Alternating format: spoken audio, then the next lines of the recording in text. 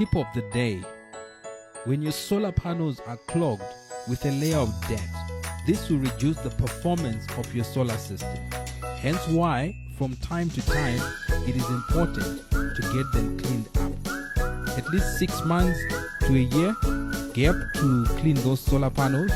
Otherwise, if you live in a dirty or polluted area, it's important to do it even much more regular than that. Something rainwater would do the trick, but not as much. It adds to the problem, making it easy for more dirt to stick on your solar panels. All you need is a soft brush, a mop, or a cloth.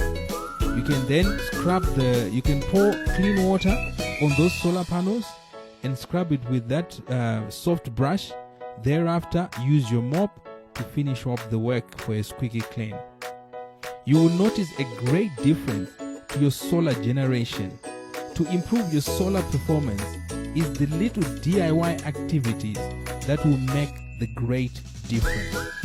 Just being able to be attentive and intentional to maintain your solar equipment.